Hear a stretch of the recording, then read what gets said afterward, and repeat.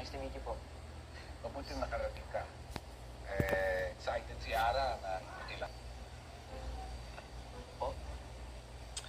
So, matagal na ba kayong magkakilala ni Ara? Yes po sir. Since first year, magkakilala na po.